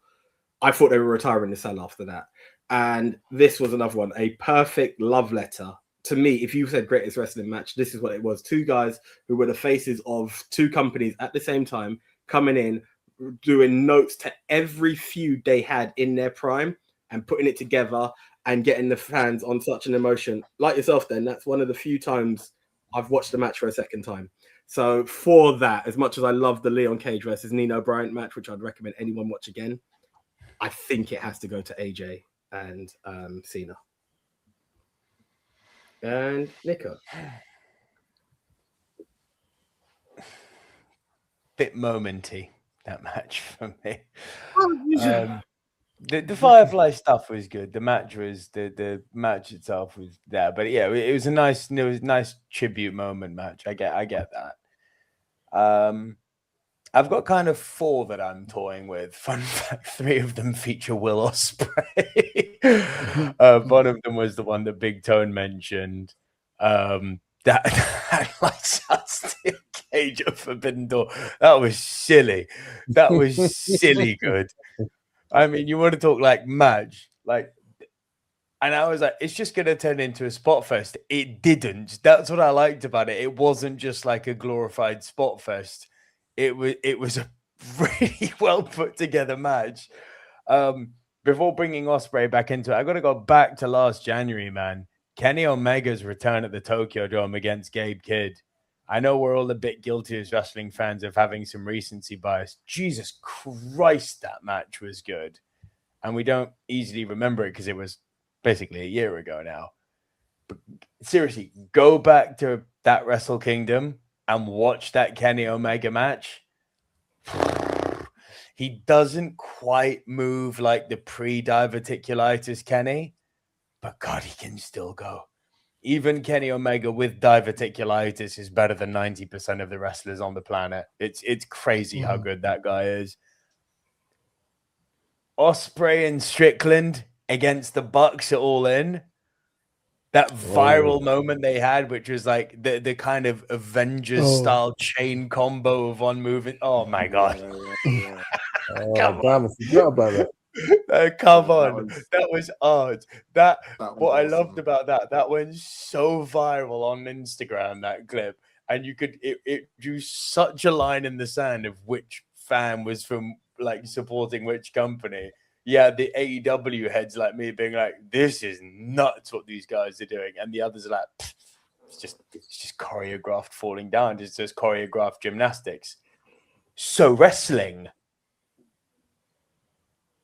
It was gold. So wrestling. But no, my match of the year, I remember it so fondly. AJ and I were on one of our trips up north. It was AEW Revolution. And I remember turning to you in that room share, AJ, and I was like, well, that's match of the year right there. If that's not match of the year, we're in for a good year. I don't think anything beat it. Will Ospreay against Kyle Fletcher in that steel cage. The moment, the spot, the Spanish fly off the top. The ending, that cherry on the Sunday, I hate you moment to just bring their narrative to a close. And it wasn't, for all the love I have for Io Sky and the Kabuki Warriors, goddamn, their acting is bad. Like, more in-ring, less talking from those three, please. When Kyle Fletcher screamed at Ospreay, I hate you, I was like, I actually believe you here. You're selling me. I'm bought into your hatred here. Good acting, sir. And then just hate. And then just two of the best guys in the world going at it. That match stuck with me. And I'm surprised it wasn't yours, AJ, because I remember you agreeing with me at the time. But yeah, fair play. There's certain things that's going to touch the heartstrings, which is why it makes what it did. Trust me, I thought of that match. I really did. But there's a certain magic that you're gonna when it could bring you back to your thing in the current. You're always going to get a bit of bias in that. It's a big deal for me to give hear Cena. me argue having Cena in the best match of the year, mate. It's a big deal me getting Cena match of the year. Being I was one of the fans in the back days that would scream at him, front row, you can't wrestle, middle fingers to him, you Cena. That was me. And then going, whatever this guy, just up and get out of my ring. I don't want you here. And then going, oh my God. Oh, do you remember when he was against Edge and he did that move? Oh gosh, yes, that's what. Literally, that's how I'm watching the match. I'm watching that match, but I'm watching many matches. I'm literally watching. That's why. Yeah, it wasn't a great. It reminded me a lot of that. Who did the so-called greatest wrestling match? Was it Edge and Randy? Yeah, it was very akin to that, just with an audience, which was nice. But yeah, it was a good match. The thing is, the next thing about that match is more like one of those. Remember when they're doing those video matches before, where it's like cut into. Remember when Cena versus was it Bray Wyatt, and it was cut into all those different. It was like a cinematic match live, and everyone keeps forgetting AJ Styles and John Cena are the same age. Yeah, Cena is not a senior. They're the same age. AJ Styles started wrestling before Cena. He was in AJ Styles was in WCW. Yeah. Okay, guys. To summarize, Den the Tech has voted for John Cena versus AJ Styles at Crown Jewel, as has Simsy. Big Tone has gone for Kenny Omega versus Konosuke Takeshita at Revolution. I have joined Simsy and Dender Tech in voting for Cena and Styles at Crown Jewel. And Double V has gone for Will Ospreay versus Kyle Fletcher. Well, guys, with a resounding vote, it is clear that the winner was the two GOATs in AJ Styles and John Cena, one last time down in Perth, Australia, for the match of the year. Congratulations to you two gentlemen. Yeah. Category of the show.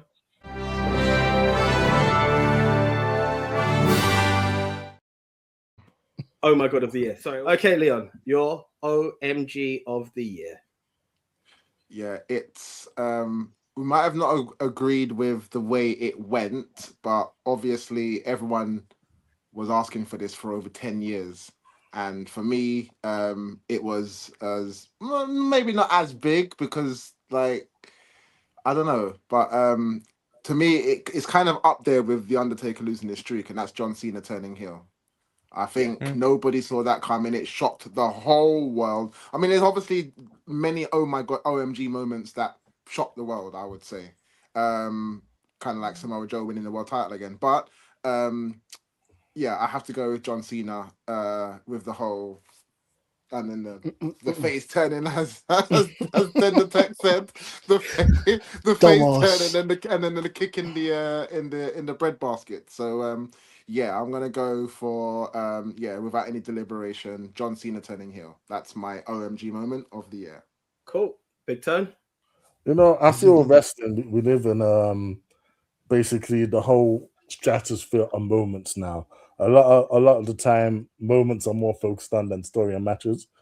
And that being said, there's been quite a few moments.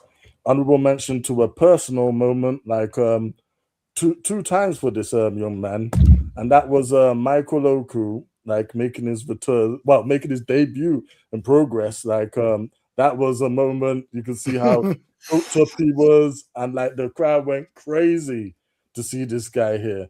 And then once again at Forbidden Door, man, him getting to come out in front of all those people, and now we play, and he's getting cheered. It's like again, like he's very much a London guy, and everyone showed him the love that night, man. So that was a great OMG moment for me, personally. Some of the more stratosphere one, we got to talk about Seth and like poor Heyman switching sides in it, yeah, betraying both Punk and Roman.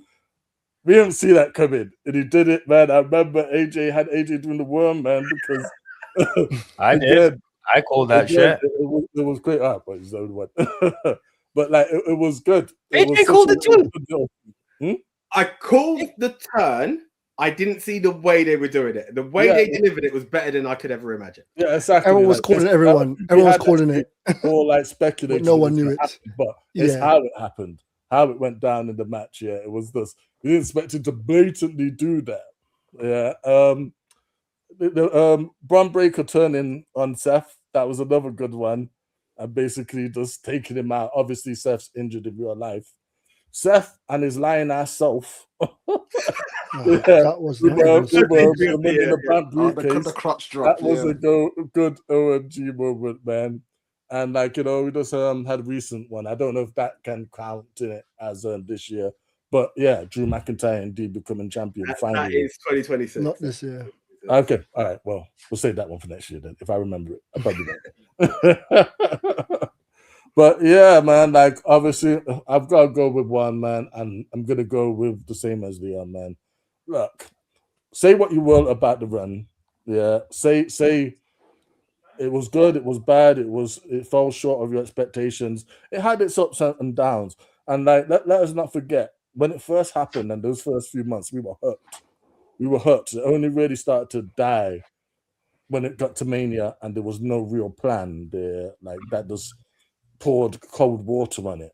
But the moment itself, that was an excellent moment and it will live forever, man. So yeah, I'm gonna give it to John Cena turning heel.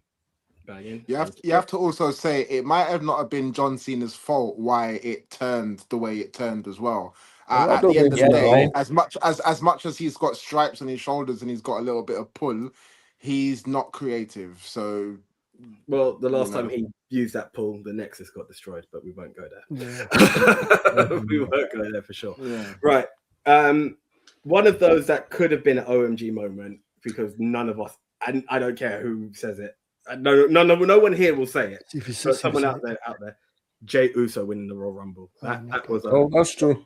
hell. That's true. Yeah. It was like, okay, like Final Four, every time you're like, Jay's next. Okay. Oh, no, he's not.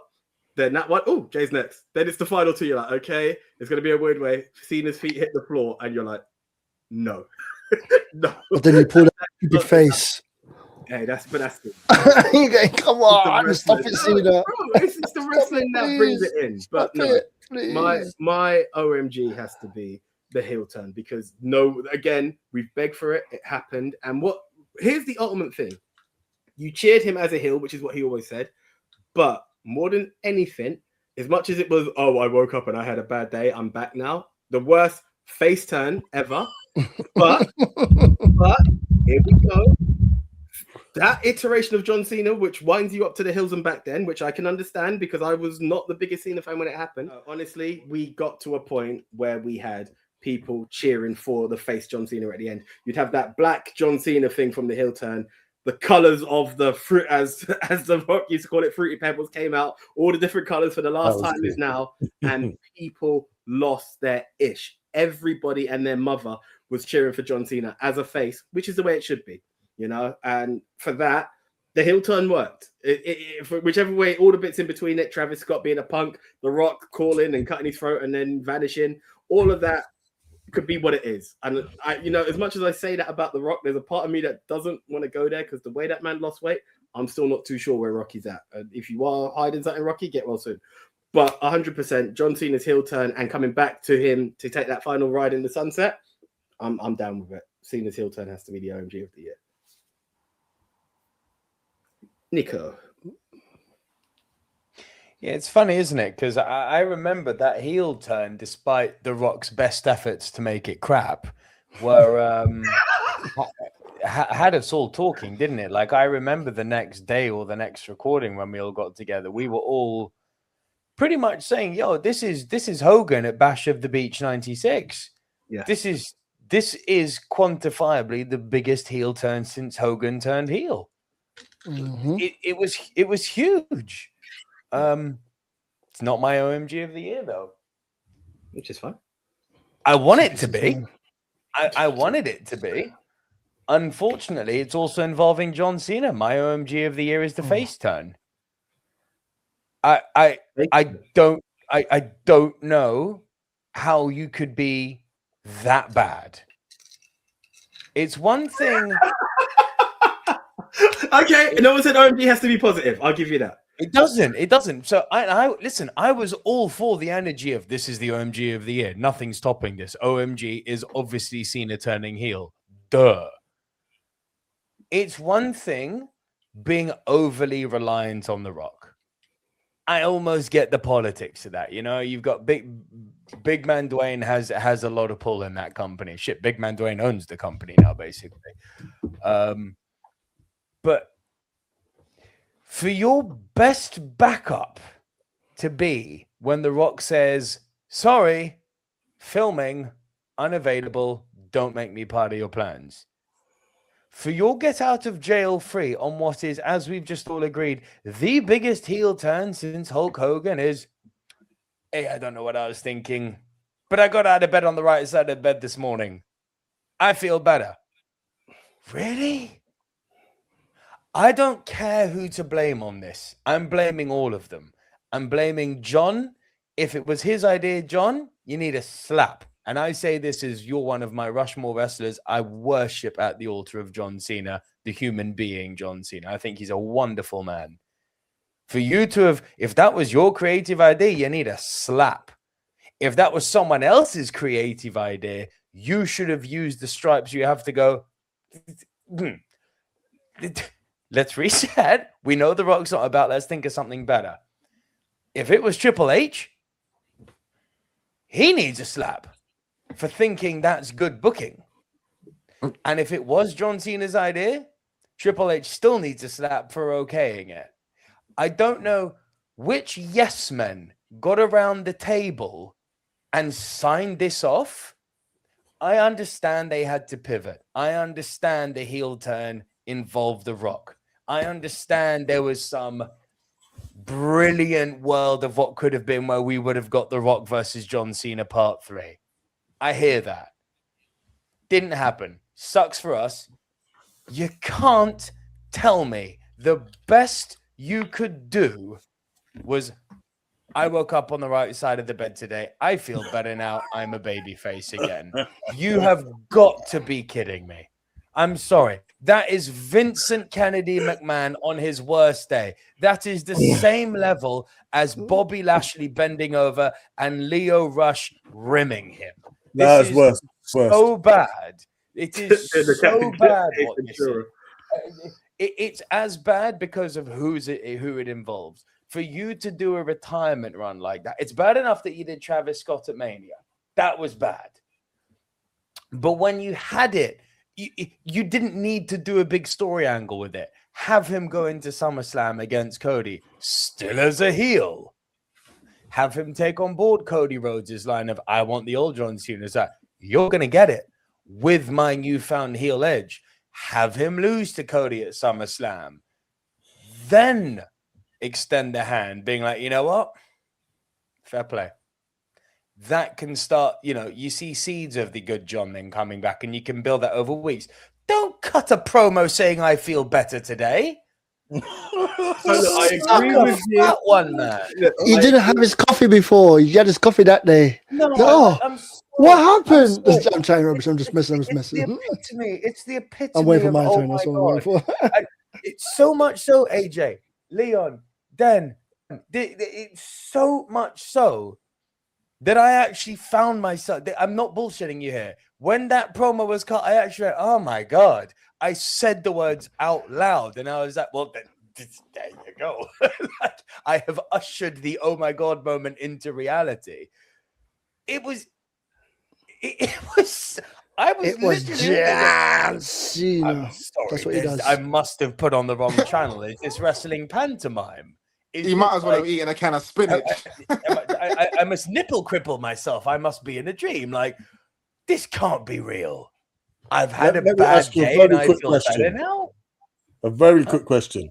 Like, what is worse though? That what happened, that's up there for me. Or is the person that never gives up, giving up in his final match? Like, no, not that he what to call it lost, that he actually gave up. Can I get my turn before y'all go too much into it?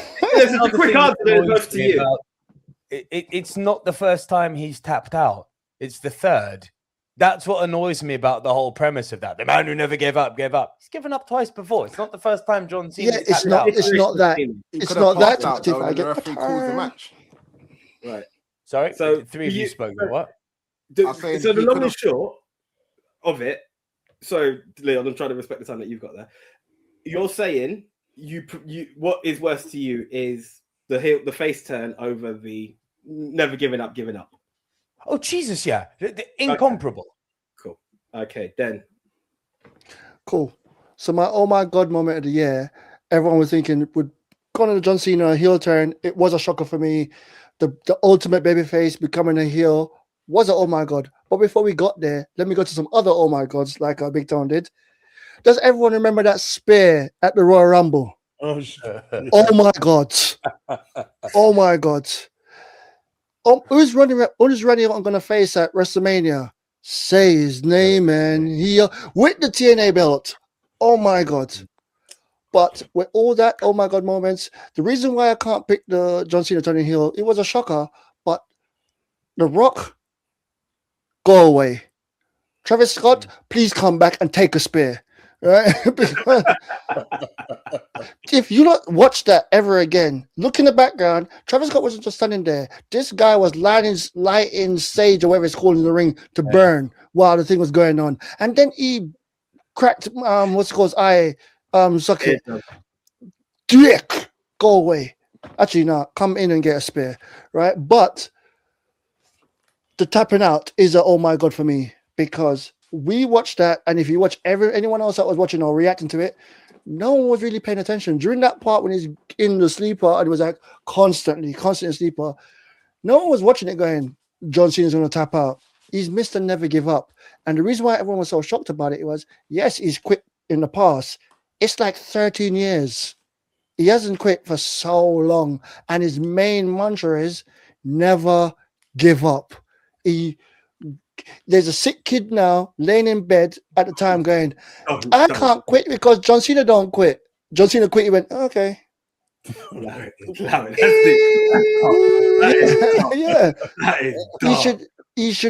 They should never make. I said it was the intro as his intro. Yeah. Cena losing on his final match. Everyone saw that coming. It was like, how is he gonna lose? Or the shocker would have been, oh my gosh, they made Cena win, which is like a very, very, very, very, very rare thing for the people to go out winning. So it's like, oh my god, Cena win would have been a big shock. But him losing, like everyone's even a pass out would have been, but that leaves the door open, like, oh, maybe he can still come back. But for him to look in the camera, hold him and smile and snuggle up, that means if you can move your head like that, you've got room. And I know it's not really choking them, so you're obviously gonna have room, but you're showing it off, like, I can move my head freely and I'm happy now. Yay, tap tap. Watch everyone react. Watch all the reaction. Everyone's like, yes, they what? He gave up? No, what? Nah, that's something wrong. No, what? No way he gave up. Everyone can't believe that's the end of the match. It was like Brett versus Shawn, and they just ring the bell. It's stupid. I'm just happy he went out like that so I can remember why I didn't like his character. And I'm going to make it very clear, his character, because the man who's trying to kill it right now on his interview circuit, he's trying to kill the man that he is with these stupid answers. Just yes would do, John Cena. Yes would do. Not in the way I run things is, but shut up. Yes. Would you like to change anything? Well, we can't. Shut up. Yes. You would like to change stuff. Just say the truth. Stop being a corporate guy. But moving on from that, there's a lot. My oh my god moment is that tap out from John Cena. I was shocked. Everyone was shocked, to the point of everyone's debating, was it the right choice? Was it a good thing? Was it a bad thing? Whatever it is, the heel turn was a shocker, but that tap is nuts. To be John Cena's final moment in WWE, a tap out. Shock. Something I was saying. Can I bring it back to something I was saying at the top of the show? I would save it for the whole retirement episode. I wouldn't stretch it unless it's something. It's very quick. It's very quick. It's literally just a highlight. Look at all of us. All OMG moments. All Cena. 3 different ones. It goes back to the point I was making at the beginning of this episode. This man's last year has been box office. For good, bad, ugly, evil, better, worse, poorer. He's been box office. Of course, put all the promotion on one person, it will be. Gorgeous. No, by the way, it sounds like I'm hating on John big time. Cynical. This year, John going out, I'm like, oh my god, it made me feel like, oh, I'm losing a wrestler from the past that I decided to watch. Okay, guys, to summarize, Simsy, Big Tone, and myself have all gone for the Elimination Chamber moment where John Cena turned heel the first time in many, many years. Double V has gone for the shocker that was John Cena turns face randomly because he woke up and said he had a bad day. And then the Tech has gone for John Cena tapping out with a smile at the last time is now Saturday night main event. Well, guys, as Double V rightfully said, no matter which way you look at it, John Cena was the OMG of the year. But the official, oh my God, of the year was the John Cena heel turn. It gave us a Never Seen 17. It gave us a face turn that actually worked for Cena in the sense of people were cheering him, not the way the face turn happened. And yeah, he got to ride off in the sunset. So no matter which way you look at it, John Cena was the oh my God of the year. Look, each point has its own validation behind it. I can get it. There was a discussion for the way Cena taps and people to how they leave. But guys, thank you very much. I just want to put it out for the year. The prediction show continues. We will have a winner, probably Leon. Sorry, can I jump on that? I've missing 3 pay-per-views. I've done the videos, I just never uploaded them. So I recorded them, thought I was uploading them, and I didn't upload it, and it's in my files. I'm gonna do them as three, just all three, just to catch up where we are on the prediction. Who's actually first? Who's last? Who's third? Who's last? Who's first? Who's last? It's not me. Who's last? Anyway, I'm gonna lose. I'm gonna lose the season. Yeah, Simsy. It's only 1 point between the leader, 1 point between last place, and third place is just sitting by themselves. It's crazy. It's a big turnaround. But in talking of that, as much as it's there, it seems like the Ministry prediction show is now a bit of a civil war, because we will also be debating, because we are now part of the prediction league, as it were. So no matter which way we vote, we will have to find unison at one point, and we will be submitting points, and there will be updates on that. So we will keep you guys updated on that. Yeah, look, hey, you've just heard it about 3 times. We have a discussion show in the mix to come. Hopefully a lot more of those reviews where we can. I'm not going to say review show to like Raw, SmackDown, and the rest, because it's not something I can promise, so I'm not going to put it out there. But hey, for now, I'm going to say wishing everyone a happy new year. Keep it MOW as much as you can, please, and we will try to deliver as much for you to keep it MOW with us. Hey, I've got a hoodie recently. Love it. But yeah, okay, that's that. So until the next episode, I am the one AJ Anthony Jordan. I'm grateful to have been in this episode, guys. Nice way to both start and finish the year. And thank you, John Cena. I'm Double V. Then the Tech. Well done for CM Punk not winning anything.